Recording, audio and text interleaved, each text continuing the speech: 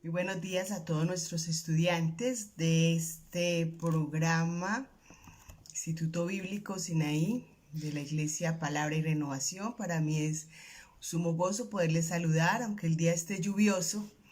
Estamos aquí dispuestos para adorar al Señor y también conocer algo de su palabra.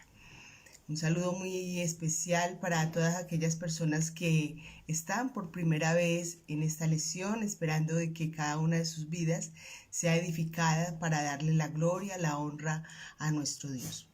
Hoy tenemos la lección número 12 de nuestro estudio a través del Facebook Live y vamos a estar hablando bajo el tema relaciones humanas negativas, tropiezo, basándonos en Mateo capítulo 17, verso 22 al capítulo 18, versículo 9.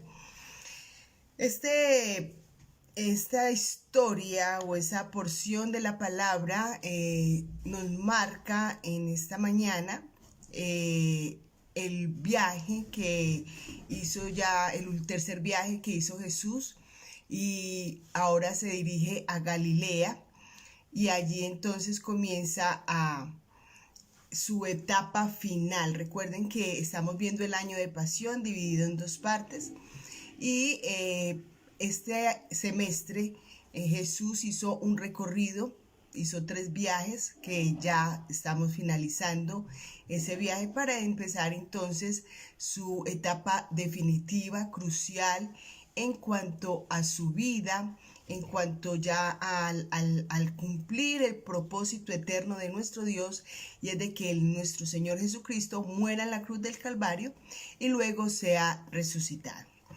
Bien, esta última vez que Jesús enseñó en Galilea, esa porción que estamos leyendo a partir del capítulo 17, 22 al 18 al 9, lo podemos dividir en 2 sesiones. La primera son las relaciones humanas negativas. Esto nos habla de cosas como qué son los tropiezos. Y la segunda parte habla de las relaciones humanas positivas a partir del verso 18, capítulo 10 al 35, y nos habla del perdón, que es lo que hace posible las buenas relaciones. Entonces lo estaremos viendo el próximo domingo, si Dios lo permite, en la siguiente clase. Pero hoy estaremos viendo, hasta donde nos sea posible, esa primera lección de las relaciones humanas negativas. Dice así la palabra de Dios. Vamos a leer el verso 22 y 23, vamos a irlo leyendo por porciones. Entonces, capítulo 17, verso 22 y 23, que dice de la siguiente manera: Estando ellos en Galilea, Jesús les dijo: El Hijo del Hombre será entregado en manos de hombres, y le matarán, mas al tercer día resucitará. Y ellos se entristecieron en gran manera. Amén. Bien, entonces Jesús estaba en el lugar de Galilea y vuelve a hablar ya por segunda vez a sus discípulos en cuanto a su muerte y a su resurrección. Recordemos que la primera referencia a su muerte y resurrección la hizo después de que Pedro hizo su confesión de que él era el Cristo, el Hijo del Dios viviente, allí en Cesarea de Filipo. Y antes de ir al monte y poder experimentar la transfiguración, entonces allí el Señor se dedica a hablar de su muerte. Recordemos también que el Señor exhorta muy fuertemente a Pedro, le hace una reprensión bastante fuerte, diciéndole que le era tropiezo y que se estaba convirtiendo, o que en ese momento era un instrumento de Satanás, o le dijo directamente: apártate de mí, Satanás, porque me eres tropiezo. Esta segunda vez entonces Jesús, hablando de su muerte y su resurrección, es ya dando el inicio a la etapa final o al segundo semestre de este año de pasión de la vida de nuestro Señor Jesucristo. Ante el tema de la muerte y la resurrección de Jesús, al final del texto nos dice que ellos se sentían demasiado tristes. Luego se dirigen entonces a Capernaum, nos lo dice el verso 24 en adelante. Dice que cuando llegaron a Capernaum vinieron a Pedro los que cobraban 2 dracmas y le dijeron: vuestro maestro no paga las 2 dracmas. Y él dijo, sí. Y al entrar en la casa de Jesús, le habló primero diciendo, ¿qué te parece, Simón? Los reyes de la tierra, de quienes cobran los tributos o los impuestos de sus hijos o de los extraños. Me disculpan, hoy estoy como un poco mal de la vista. Voy a coger mis gafas para poder leer bien, porque estoy bien. Bueno, vemos que entonces en nuestra primera historia, en nuestra primera parte, versículo 22 y 23, Jesús entonces viene hablando de su muerte, de su resurrección, nos narra la historia de que sus discípulos se encuentran muy tristes y luego viene una situación de confrontación de parte de los enemigos de Jesús, pero no la hacen directamente a Jesús, sino que van directamente a Pedro. Estos enemigos de Jesús intentan socavar la reputación de nuestro Señor Jesucristo, intentan colocar a Pedro en contra de su maestro, o también podríamos decir que están intentando ridiculizar a Pedro, diciéndole no vale la pena la persona que usted sigue.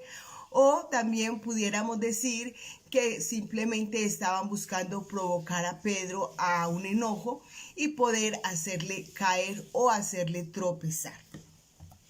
Pedro entonces entra en defensa de su Señor, no hace un escándalo, no saca armas, pero sí responde muy claramente diciendo sí. En otras palabras, mi maestro sí paga los impuestos.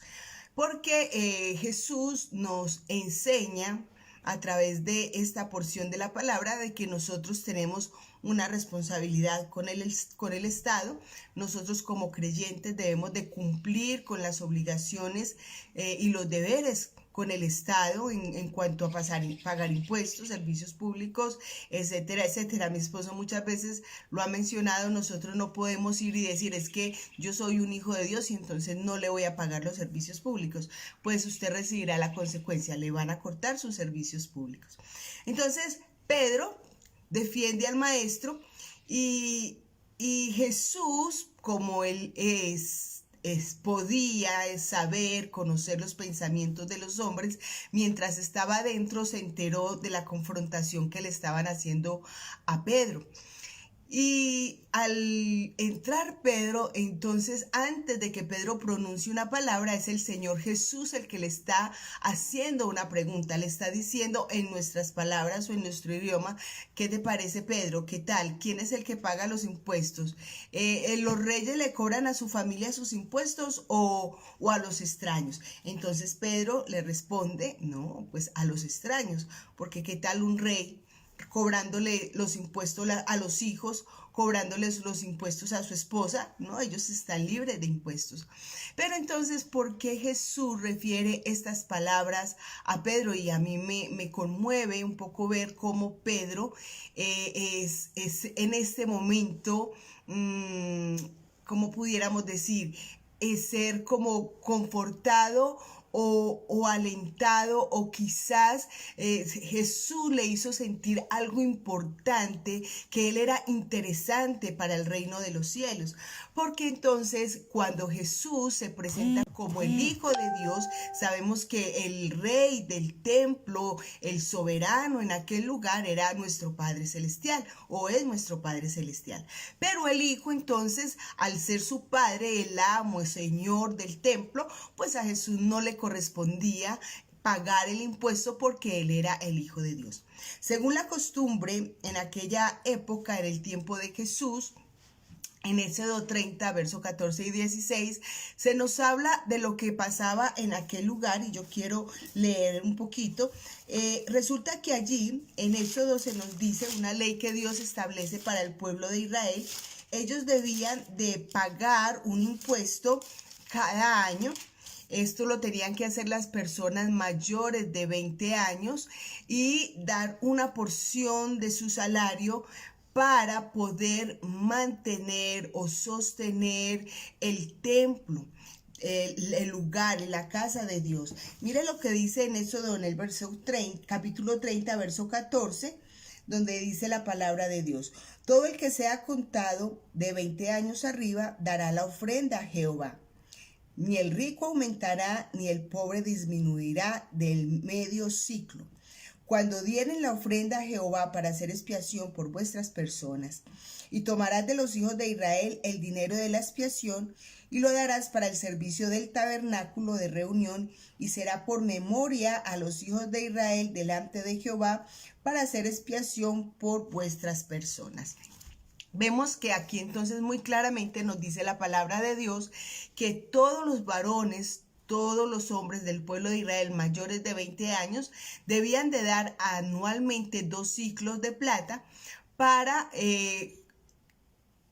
poder sostener el tabernáculo, que en aquel tiempo era algo movible. Los levitas les tocaba, si tenían que trasladarse a algún lugar, bajarlo y luego volverlo a levantar, y seguramente había que hacer algunas reformas, organizar, tener los materiales para el aceite, el fuego, hacer la limpieza, el sostenimiento de los levitas, etcétera, etcétera. Entonces ese dinero servía o contribuía para sostener toda la actividad del tabernáculo. Pero en el tiempo de Jesús, recordemos que el tabernáculo ya no existía, sino que estaba el templo que había construido Herodes. Herodes había construido este templo con dinero de Roma, bajo la financiación de Roma. Era Roma el que había proporcionado los medios para que este templo fuera construido, en nombre de Herodes el Grande, que fue el que se llevó todo el tributo y toda la honra por haber hecho ese templo. Entonces los romanos, ellos pedían un impuesto constantemente. Era el trabajo de Mateo recoger el impuesto para los romanos, también lo hacía Zaqueo. Entonces ellos recogían ese dinero y ese dinero iba al templo. Pero ahora ese dinero del que estaban hablando con Pedro no era el impuesto que iba para el Imperio Romano, era el dinero que iba para el sostenimiento del templo, o sea, los 2 ciclos de plata. Vemos entonces que Jesús, al no tener que pagar el impuesto por ser el Hijo de Dios, también hace que Pedro se sienta parte de su familia, porque al decirle él que vaya y con el anzuelo haga una pesca, ¿sí? El primer pez que se acerque, cójalo, ábrale la boca y ahí estará el dinero para que paguen no solamente mi impuesto, sino también el tuyo. Vemos aquí lo maravilloso de Dios y voy a hacer aquí una pequeña cuña de cómo los propósitos y los planes de Dios son tan perfectos y cómo la soberanía de Dios incluye a un pequeño animal para hacer lo que Dios quiere hacer. Vemos que esta moneda se encuentra en el mar, seguramente se le había caído a alguien, se le había perdido a alguien. El pez la consume, la mantiene en su boca y al llegar allí, no sabemos la forma, pero al llegar allí, Pedro tirar su anzuelo, el pez inmediatamente cae en él. Y al abrir su boca, al sacarlo y al abrir su boca, se encuentra el dinero que necesita para pagar los impuestos del Señor y también los impuestos de Él. Vemos ahí la mano poderosa de Dios, la soberanía de Dios para obrar en cualquier momento de necesidad. Cómo Dios puede usar cualquier cosa para hacer su voluntad, cómo Dios puede usar cualquier elemento, un animal, algo tan simple, algo tan sencillo, para mostrar su gloria, para mostrar su grandeza. El dinero entonces que se recogía en Roma, como dijimos, iba allí a aquel lugar. Recuerden, al Roma, recuerden que en alguna ocasión algunos escribas y fariseos vinieron a tentar a Jesús y le hicieron una pregunta, le dijeron, ¿nos es lícito pagar tributo a César o no? Ellos estaban intentando que Jesús cayera en una trampa para así ellos acusarlos delante del gobierno romano de rebelión y poder provocar entonces la muerte de Jesús, o la pena de muerte o el castigo. Pero Jesús, entendiendo la astucia de ellos, les dijo que por qué lo estaban tentando. Le estaban buscando tropiezo a Jesús. Le dijo, mostradme la moneda, de quién tiene la imagen, la inscripción. Y respondió la gente, las personas que estaban allí respondieron, de César. Entonces Jesús les dice, pues dad al César lo que es del César y a Dios lo que es de Dios. Vemos entonces cómo en este texto se usa la palabra tropiezo, ¿sí? Se usa la palabra que quizás trae un significado y que es en el que vamos a profundizar en esta preciosa mañana, donde Jesús da una gran recomendación. Vemos que el motivo por el cual Jesús paga los impuestos no es porque fuera su obligación ni tampoco su deber. Ahora, recordemos que este impuesto era pagado para pagar o para dar un tributo en cuanto a su expiación. Era una forma de expiar sus pecados o de limpiar sus pecados. Entonces llevaban esta ofrenda a aquel lugar anualmente para ellos poder ser limpios del pecado. Recordemos que esta limpieza no era permanente, que era ocasional, que era como pasar y dejar los pecados de aquí para allá depositados o haber pedido perdón al Señor por ellos y eran cubiertos, ¿verdad? Pero cuando salían de allí el pecado continuaba en las personas. Entonces esta ofrenda era para expiación. Jesús no tenía ningún motivo para expiar sus pecados porque él era el Hijo de Dios.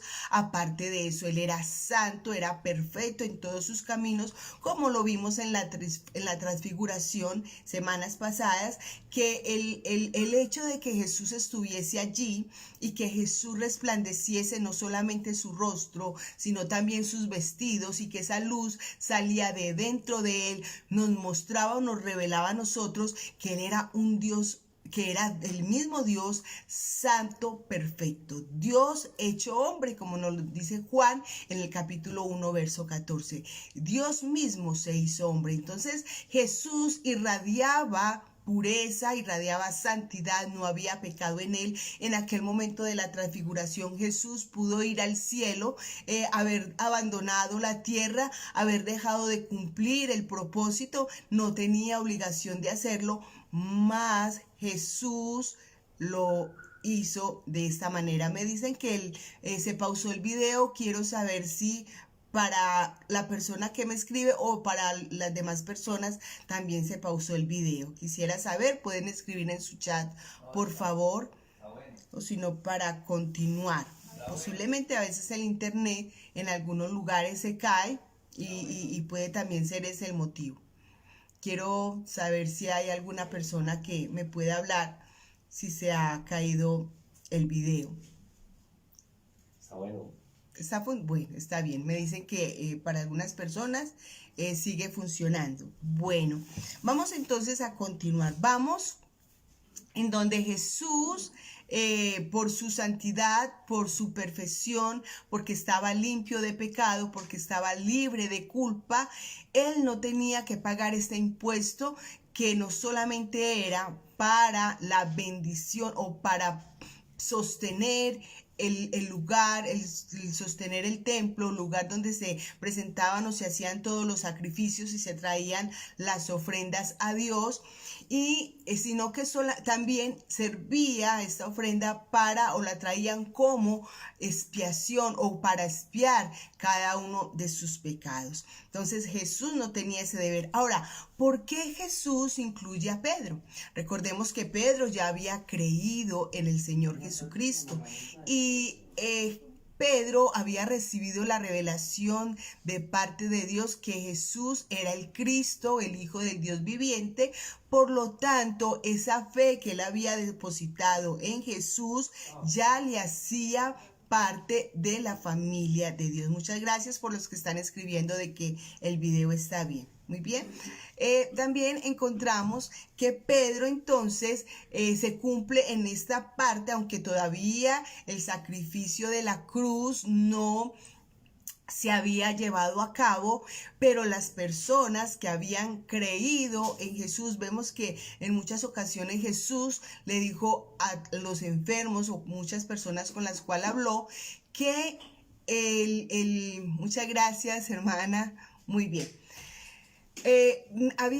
Dijo Jesús entonces a aquellas personas que ellos por la fe que habían tenido en Jesús eran salvos, ya habían sido salvos, hablando de sanidad, pero también hablando de la salvación del alma, del espíritu.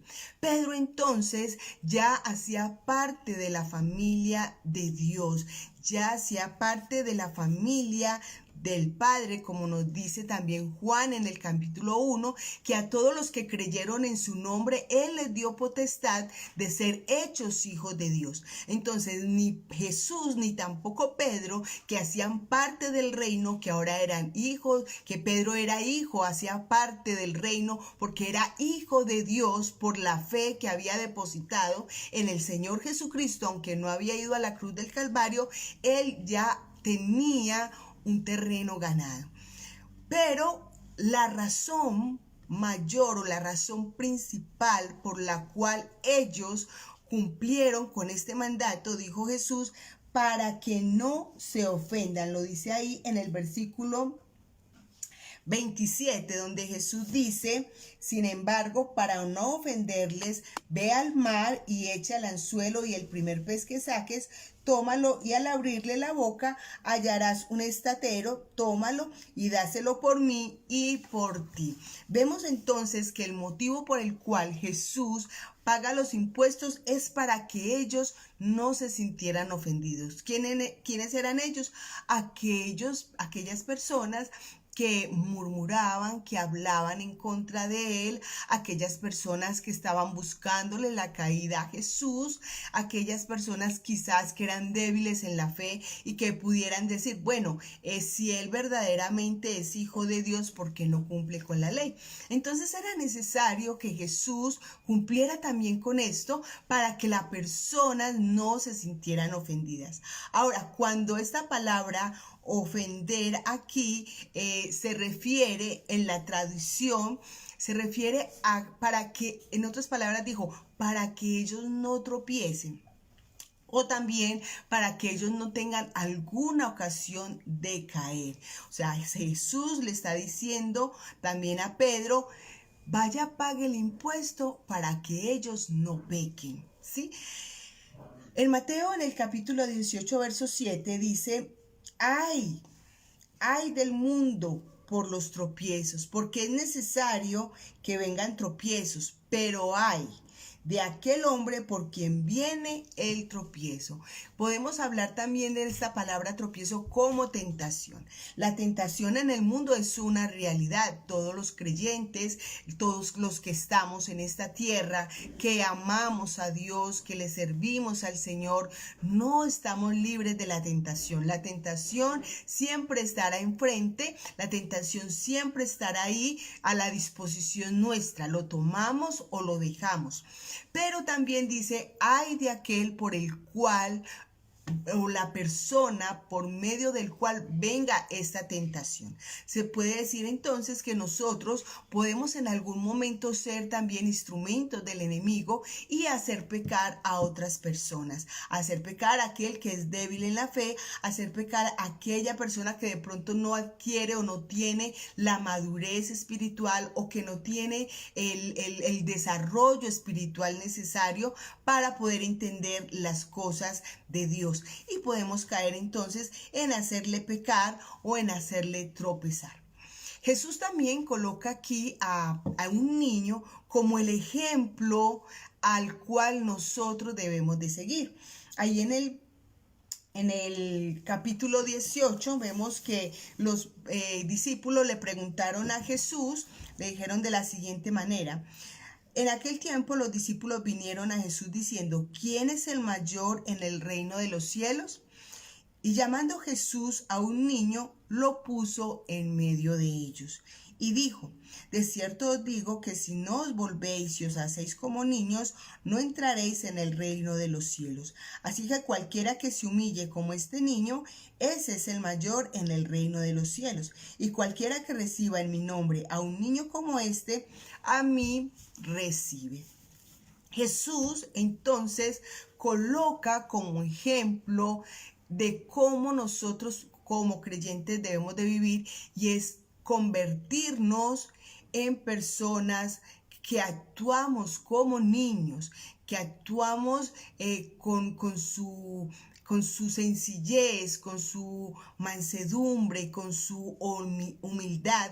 Entonces Jesús le refiere aquí que esos niños, los que asumen esa actitud, son los más grandes en el reino de los cielos. Lucas, en el capítulo 9, verso 46, cuando nos habla de esta porción de la palabra, dice que los discípulos estaban discutiendo sobre ello. Y vemos que en algunas ocasiones los discípulos siempre estaban buscando ser los protagonistas, o ser los principales, o ser los primeros en medio de ellos. Eran solamente 12 hombres y siempre había como ese deseo. Lo vemos, por ejemplo, en la mamá o en la madre de Juan y su hermano, que vinieron a pedirle a Jesús que ojalá uno de sus hijos se sentara a la derecha y el otro se sentara a la izquierda, queriendo decir o pidiendo, suplicando que ellos ocuparan un lugar especial en el reino de los cielos. Ella, como madre, posiblemente deseaba lo mejor para sus hijos, porque se había dado cuenta de la renuncia que ellos habían hecho por seguir a Jesús. Entonces ella esperaba una recompensa, y era que ellos ocuparan lugares importantes dentro del reino de Dios. Pero vemos que Jesús no le da un lugar de importancia más a otra persona, sino a aquel que realmente parece un niño, ¿sí? Jesús no les da respuesta inmediata diciendo, bueno, el más grande es este. No, sino que hace un proceso, da una explicación, desarrolla una explicación ahí en el verso 3, tomando como ejemplo a este niño. Y en el verso 4 dice que el que se humilla como un niño será el mayor en el reino de los cielos. O sea, que la humillación es la característica principal de aquel que quiere ser grande en el reino de los cielos. Lo que debemos hacer entonces, cuando queremos ser como los niños aceptados por Dios, es ser como ellos. Ser como niños no significa ser personas inmaduras. No, nosotros tenemos que tener una mentalidad de personas adultas, pero nuestro corazón sencillo y humilde como la de un niño, el carácter de un niño. El niño nunca está buscando posiciones, el niño está feliz con lo que tiene, el niño lo disfruta, el niño se demora para airarse. Posiblemente este niño tiene más paciencia que muchos adultos. Este niño comparte todo lo que tiene con otros. El niño difícilmente le da dificultad compartir lo suyo, a no ser que nosotros como padres lo empecemos a desviar. Pero los niños son amplios con lo que tienen, con sus juguetes. Muchas veces nosotros los padres somos los que dañamos esa capacidad que tiene el niño de compartir. Otra cosa muy importante es que el niño no guarda rencor. Los niños son felices en todo tiempo, en todo momento, no importa la circunstancia. Usted como madre o como padre pueden tener los problemas más terribles en el momento. Quizás el niño puede escuchar que ustedes tienen dificultades, pero usted no ve al niño triste. Él siempre está jugando, siempre está riendo, está buscando cómo divertirse, cómo pasarlo bien. Estas características son las que debemos de tener en cuenta nosotros al convertirnos como niños. ¿Será que tenemos la capacidad de no airarnos con facilidad? ¿sí? La persona iracunda comete muchos errores y la persona iracunda también se convierte en una persona con la capacidad de ser tropiezo para otros. Recuerda que uno de los frutos del Espíritu Santo es que seamos amables, que seamos bondadosos, la bondad, el amor, la paciencia, ser benignos con las personas, eso hace parte de los frutos del Espíritu.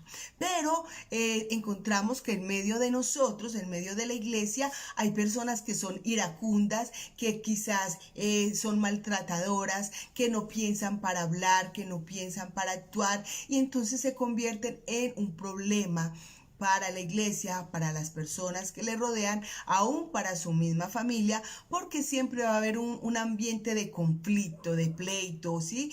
Un ambiente hostil, difícil con una persona que es iracunda. Usted la piensa o usted mira, bueno, esa persona como es de rabiosa, ¿cómo le voy a hablar? ¿Cómo le voy a llegar? ¿Cómo le voy a decir? O usted mejor intenta evitarla. Eso hace parte de que nosotros seamos tropiezo para otros. También cuando no compartimos lo que tenemos, cuando vemos a las personas necesitadas, cuando vemos que hay un hermano que está pasando por hambre, que hay un hermano que quizás está desempleado, no tiene con qué sustentar la familia, a veces nosotros somos descuidados y no ponemos atención a esto. Los niños sí ponen atención a estas cosas. También el niño no es rencoroso.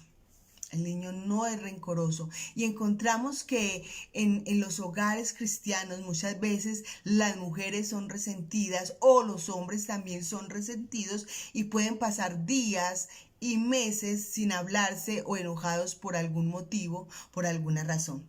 Esto nos muestra que a estas personas les falta desarrollar su vida espiritual, porque no es posible que nosotros como hijos de Dios estemos en desacuerdo, resentidos, llenos de odio y decir que luego nos arrodillamos a orar. Sabemos y veremos más adelante que esta oración Dios no la escucha. Para Dios esa oración no tiene ningún peso, no vale nada. ¿Por qué razón? Porque hasta que nosotros no solucionemos los problemas que tenemos aquí en la tierra, tampoco serán solucionados allá en el cielo. Entonces, mientras nosotros tengamos ese tipo de problemas, de rencor, de rabia, de enojo en contra de otros, pues nosotros mismos somos los que estamos afectando, dañando nuestra relación con Dios, nuestra relación con los demás y aún nuestra relación con nosotros mismos, porque nos llenamos de amargura, de dolor y siempre estaremos entonces quejándonos, entramos en crisis, en ansiedad, en depresión y somos intolerantes y las personas tampoco nos van a tolerar mucho. Aquella persona, por eso dice también que el niño es una persona que siempre está feliz, no importando las circunstancias, no importando las situaciones difíciles. Si estás pasando por un momento duro, no es tan difícil decirle al niño, mi amor, tenemos este pan y esta aguapanelita para comer. El niño se come ese pan y esa aguapanelita con un gusto, con un placer, mientras que en muchas ocasiones nosotros los adultos de pronto lo consumimos, pero lo hacemos quejándonos, lamentándonos, diciendo, mire lo que tengo para comer, un pan y una aguapanela, eso es toda la comida que tengo. Y somos enojados y no disfrutamos lo que realmente Dios nos concede o Dios nos da. No hemos aprendido a glorificar al Señor en medio de las circunstancias difíciles. Andamos quejándonos todo el tiempo, en vez de darle gracias al Señor por su provisión, a darle gracias al Señor por la salud, por la lluvia o por el calor. Siempre nos quejamos si llueve mal, si no llueve también. Entonces siempre el hombre anda quejándose. Una de las situaciones difíciles con los líderes o los gobernantes es que siempre tienen que enfrentar un grupo opositor. Siempre hay quienes se están quejando y no les gusta nada de lo que es el líder o el gobernador o el presidente o el alcalde o el pastor o el líder de la iglesia tal hagan las cosas. Lo que hacen no nos parece. Todo el tiempo criticamos, todo el tiempo andamos en pro de buscar las fallas y los errores, pero difícilmente contribuimos a la labor que hay que hacer, que hay que realizar. Nosotros como creyentes y como niños espirituales deberíamos de disfrutar todos los momentos de nuestra vida, los momentos de felicidad, los momentos donde hay abundancia, los momentos donde nada nos falta, pero también los momentos de escasez, porque en esos momentos de escasez nosotros podemos conocer verdaderamente a nuestro Dios como ese Dios todopoderoso, como ese Dios proveedor, como ese Dios misericordioso. El niño sabe adaptarse entonces a cualquier ambiente y tiene siempre ese espíritu aventurero de conocer todo lo nuevo y nunca darse por vencido hasta lograr lo que se quiere. Muchas veces las personas en la iglesia que son consideradas quizás maduras, son personas que desisten muy fácilmente cuando vienen las luchas y las dificultades. Cuando viene la crisis de fe, lo más fácil es tirar la toalla, lo más fácil es decir, no voy a participar más de esto, no voy a hacer más esta labor, lo más fácil es decir, no quiero continuar, estoy de estado de ánimo bajo, cuando la escritura nos dice que la persona que es de doble ánimo no llegará a ningún lugar, nunca va a prosperar, nunca va a crecer. Nosotros tenemos que ser de un ánimo firme, vengan las tormentas, vengan las tempestades, vengan los problemas que vengan, las luchas que vengan, nosotros deberíamos de mantener nuestro gozo de ser privilegiados al servirle al Señor, ser privilegiados de ser llamados hijos de Dios, ser privilegiados de poder conocer su palabra, de haber entendido el plan de salvación que Dios ha establecido para cada uno de nosotros. He aquí entonces que les he dado en esta mañana algunas características de un niño. Recuerden también que el niño depende totalmente del padre. Los niños dependen totalmente de Dios.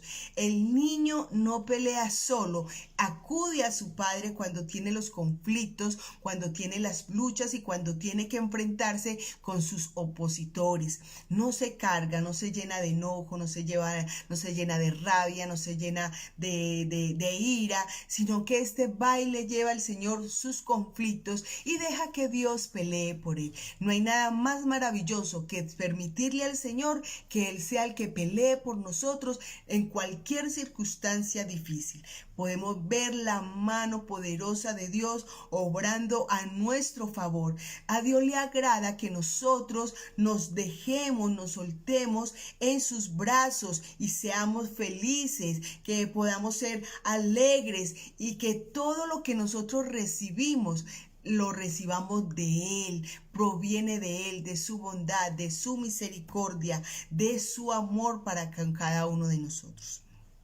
Jesús entonces dice que los niños son grandes, son el más grande en el reino de los cielos. Pero lo más precioso de esto es que los niños no se alcanzan a ver como los más grandes en el reino de los cielos. Ellos allí en el reino de los cielos son sencillos. Nadie les está diciendo tú eres el más grande, ni él tampoco está diciendo aquí yo soy el más grande, yo soy el más importante porque yo me comporto como un niño. No, el niño no lo percibe, él no se da cuenta, él simplemente mantiene un corazón sencillo, un corazón puro delante de su Dios. Tiene la capacidad de humillarse, de rebajarse, de ponerse en lo más abajo para poder que el nombre de Dios sea glorificado y depende totalmente de su Padre Celestial. Cuando Jesús también se refiere aquí de los niños, está hablando de aquellas personas que son recién llegados al Evangelio o que recién conocen del Señor o que son recién convertidos. Muchas veces nosotros no tenemos cuidado de nuestras acciones y nuestras actitudes delante de las personas que acaban de llegar a la iglesia. Realmente es difícil nosotros demostrar lo que no somos. La boca siempre nos delata, lo que hablamos nos delata. Cuando hablamos, se revela lo que hay realmente en el corazón. Si hay amargura, si hay ira, si hay enojo, si usted es una persona resentida, eso surge por la boca, su rostro lo refleja. Entonces, es ahí donde nosotros tenemos que tener cuidado y evaluar nuestras acciones, nuestras actitudes y velar en amor por todos aquellos que apenas están comenzando en los caminos del Señor, de aquellas personas que nos rodean, aunque quizás no hayan llegado al Señor, pero a los de afuera nosotros también debemos de tener una actitud positiva, dando buen testimonio. Si vamos en Romanos, en el capítulo 14, verso 13, el apóstol Pablo señala de que nosotros no debemos de andar juzgando a otros, sino que más bien nos preocupemos en mirarnos a nosotros mismos, en qué cosas nosotros estamos afectando a otras personas o a aquellas personas que están pasando por un momento difícil. Entonces, la piedra de tropiezo surge cuando en el camino, el camino es un poco confuso y somos nosotros los que debemos de dar claridad, mostrar los que hemos adquirido la madurez, que hemos adquirido la victoria en nuestra vida cristiana, que vivimos en libertad, que vivimos en fe, que somos obedientes, que somos disciplinados delante del Señor. Somos los llamados a contribuir, a despejar toda duda de aquella persona. Hay personas que están en la congregación, que llevan muchos años dentro de la iglesia, pero no han adquirido la madurez suficiente. Y en muchos casos no es porque sean recién convertidos, en muchos casos es porque estas personas no mantienen una relación íntima con Dios, no han aprendido a depender de Dios, no han aprendido a amar a Dios sobre todas las cosas. Son personas que tienden a tener un descuido espiritual en sus vidas. Por lo tanto, el amor que manifiestan a los que están a su alrededor no es real, no es sincero, porque pueden decirlo de palabras, pero muchas veces nuestras acciones demuestran todo lo contrario. En Primera de Corintios, en el capítulo 8, quiero buscar el texto, ojalá usted también lo busque allí en su casa. En el Primera de Corintios, en el capítulo 8, verso 9, dice, está hablando Pablo, de lo sacrificado a los ídolos, un texto que hemos estudiado ya en varias ocasiones a través del instituto, pero que vale la pena recordarlo en esta mañana, donde dice el verso 7, pero no en todos hay este conocimiento, porque algunos habituados hasta aquí a los ídolos comen como sacrificado a ídolos y su conciencia, siendo débil, se contamina. Si bien la vianda no nos hace más aceptos ante Dios, pues ni porque comamos seremos más, ni porque no comamos seremos menos. Pero mirad que esta libertad vuestra no venga a ser tropezadero para los débiles. ¿A qué se refiere el apóstol Pablo aquí si lo aplicáramos en la época moderna? Pues hoy no encontramos quizás lugares donde se estén ofreciendo alimentos a ídolos, a dioses paganos. Por lo regular no lo encontramos, y menos en nuestro país, que es un país donde se caracteriza por ser cristiano, entre comillas.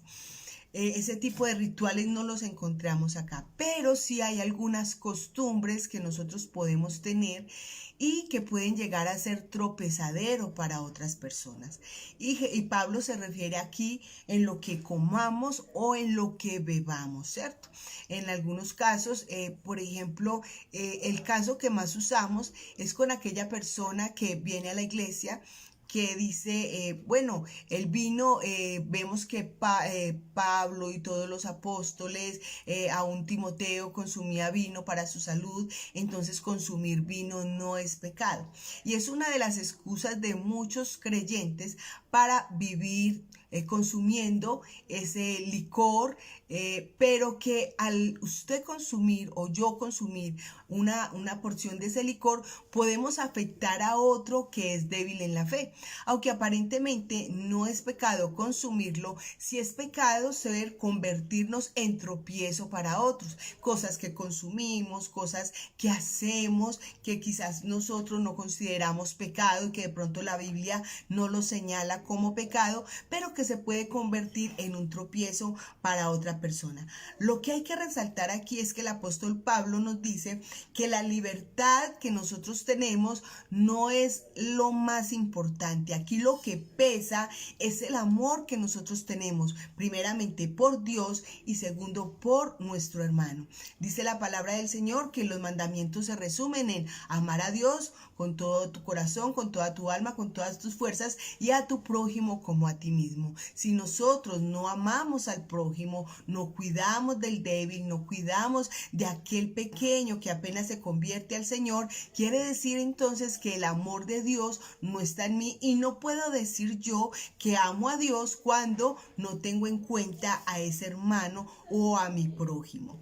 El apóstol Juan dice cómo podemos decir que amamos a Dios y aborrecemos al hermano. Esto es algo inaudito y es ilógico, porque el que tiene a Dios en su corazón ama al prójimo. No importa cuán corrupto, cuán perverso sea, hay un amor, hay la capacidad de orar por esa persona, de presentarla al Señor, quizás con lágrimas, quizás con dolor, traerlo delante de la presencia del Señor. Esto hace manifiesto el amor que nosotros tenemos por el prójimo. Pero hay creyentes que a veces usan las redes sociales, y es vergonzoso estas cosas, para estar insultando quizás a una persona porque robó, porque mató o porque es de un género, entre comillas, diferente, que eso no es aceptable, aunque no son aceptables delante de Dios. Siempre debe de surgir de nuestro corazón un amor compasivo, tener compasión por esa persona que usted y yo sabemos que si sigue, si continúa en esa condición, se va a perder. Si yo no puedo hablarle a esa persona del Señor, quizás porque la persona no lo permite, quizás porque esa persona no es allegada a mí, no me ha dado la confianza de yo hablarle del Señor, lo que sí puedo hacer es orar con sinceridad. No es decir, Señor, te oro por todos los ladrones, o te oro por todos los borrachos, o te oro por todos los que matan. No, es orar específicamente por una persona conocida, pero hacerlo en amor, en compasión. Ahí es donde nosotros podemos realmente evaluar lo que hay dentro de nosotros, lo que hay en nuestra vida. No es pasar criticando y diciendo esa persona es una prostituta, y lo hablamos con menosprecio, lo hablamos con cierto fastidio, con cierta repugnancia. Esto Dios lo aborrece, porque recuerden cuando llevaron a la mujer adúltera a los pies de Jesús, Él en ningún momento la miró con desprecio, con menosprecio, como lo hicieron aquellos hombres que trajeron a la mujer delante de Él. La maltrataron, la ultrajaron, y lo único que deseaban era verla morir, pero Jesús la trató con compasión. Nosotros como creyentes debemos de ser compasivos, aunque tenemos que aprender también a poner límites. También tenemos que entender lo que es la misericordia, lo que es la compasión para todos aquellos que nos rodean. Entonces, todas estas cosas que nosotros hacemos que manchan, pudiéramos decir, manchan el evangelio, nos hace convertirnos en personas que hacemos que otros tropiecen, que otros sean tentados o que otros caigan en trampa o en engaño. Es muy triste ver cómo muchos líderes en algunas ocasiones manipulan, tratan a las personas como si fueran objetos propios, gobiernan su vida, les controlan todo lo que hacen y todo lo que tienen en beneficio propio. Cuando el Señor Jesucristo nos enseñó a venir a servir y no a ser servidos. El verdadero siervo de Dios sirve. El verdadero siervo de Dios no está esperando ser servido, no está esperando ser alabado. Se comporta como un niño que, aunque las personas lo vean como una persona grande dentro del reino de Dios, que lo vean como un gran siervo de Dios, él se siente pequeño porque él reconoce su insignificancia, reconoce su necesidad de depender de Dios. Nosotros entonces tenemos la seguridad del amor, de la provisión de Dios por una eternidad. Y esto nos permite entonces mostrar la preocupación por los débiles o por aquellos que aún no han conocido al Señor. Nosotros entonces debemos de ser personas disciplinadas para edificarnos los unos a los otros. No maltratándonos ni ultrajándonos, sino en amor. Exhortar con amor, queriendo o deseando no que la persona sea destruida, porque muchas personas al exhortar se hacen arrogantes, y dice el apóstol Pablo que nosotros cuando vayamos a exhortar a un hermano miremos nuestra condición primeramente. ¿Y acaso eso no fue lo que nos enseñó el Señor Jesucristo allá en el capítulo 7 cuando dice que antes de sacar la paja que un hermano tiene en el ojo debemos de mirar nuestra viga? Entonces, antes de mirar hacia allá tenemos que mirar hacia acá en nuestro corazón, y de esa manera entonces nosotros nos convertiremos en personas efectivas en la iglesia, en personas efectivas para transformar, para conducir a las personas a que anhelen este evangelio. Hoy tristemente no es como hace unos 30 años hacia atrás, que ver un creyente era algo de admirar. Su familia,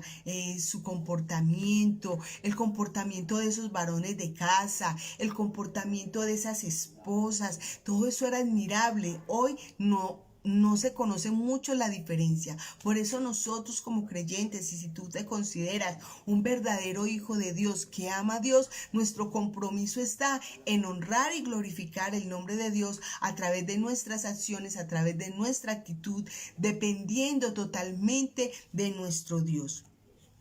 En Romanos, en el capítulo 14, verso 20 y 21, también el apóstol Pablo nos recomienda a que no destruyamos la obra de Dios por causa de la comida. Todas las cosas a la verdad son limpias, pero es malo que el hombre haga tropezar a otros con lo que come. A veces vivimos preocupados por cosas tan insignificantes que otras personas hacen y no nos ocupamos realmente de lo que es importante, y es que nosotros no nos convirtamos en tropiezo para otras personas. El verso 21 de Romanos 14 dice: bueno es no comer carne, ni beber vino, ni nada en que tu hermano tropiece o se ofenda o se debilite.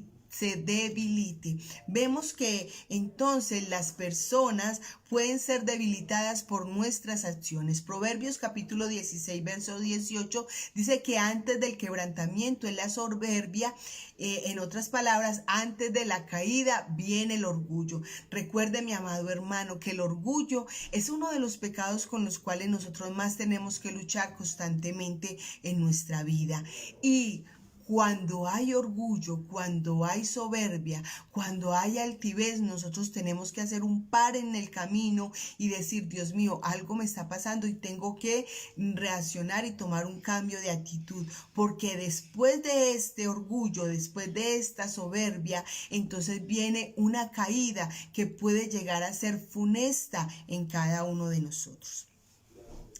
Volvemos allí al capítulo 18, verso 7 de Mateo, donde dice la palabra de Dios que nosotros podemos causar tropiezo a nosotros mismos cuando permitimos ciertas cosas en nuestra vida, y nos menciona lo que son los ojos, las manos o los pies, que se pueden ser las causas de nuestro tropiezo. Miremos lo que dice ahí en el verso 7 y 9 del capítulo 18 de Mateo.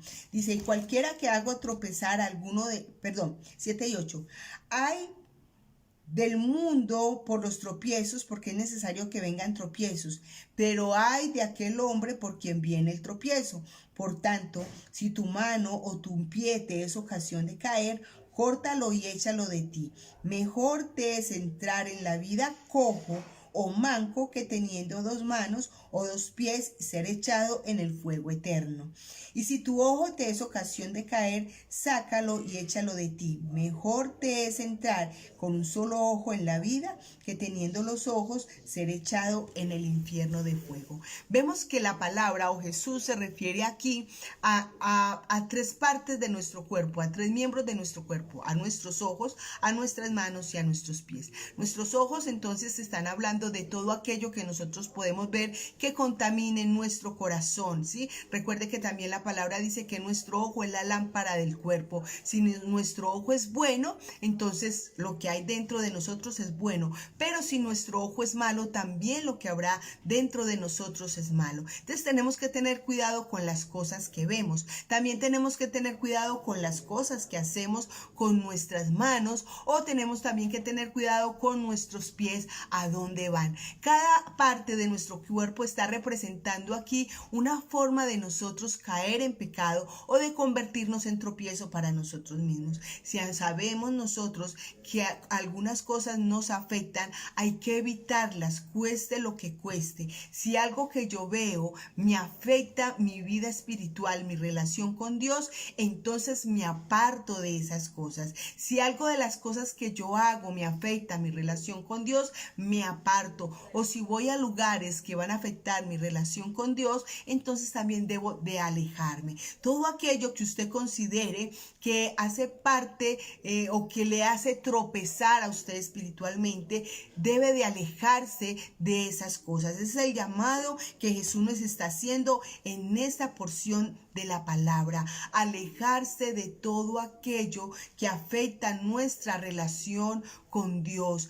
Hay pecados que son concretamente pecados porque afectan nuestro cuerpo físico, nuestra parte espiritual, nuestra parte emocional, como son el consumo de drogas, como son las palabras que salen de nuestro corazón, etcétera, etcétera. Todas esas cosas nosotros tenemos que evitarlas y vivir en santidad. Recuerde, vivir como niños, como esos niños arrullados por su papá Dios, que sabe cuidar muy bien de él, y por lo tanto nuestra dependencia debe de ser totalmente de él. Todo nuestro ser, todo lo que pensamos, todo lo que vemos, todo lo que hacemos, a donde vayamos, siempre debe de tener un propósito, y es glorificar el nombre de nuestro Dios. Hasta aquí entonces la lección del día de hoy, hablando de las malas relaciones. Cuando nosotros no cuidamos de aquellos que son débiles en la fe, que son niños en la fe, cuando no cuidamos de nosotros mismos, hacen que esas relaciones afecten no solamente para el lado, hacia afuera, sino también hacia adentro de nuestro corazón. La próxima semana entonces continuaremos hablando de las relaciones positivas de las cuales Jesús nos está hablando a partir de este capítulo 17 y capítulo 18. Es muy interesante el tema de la próxima semana. Espero que esté también allí al tanto de lo que vayamos a estudiar. Los hermanos que tienen el libro pueden ir haciendo su lección con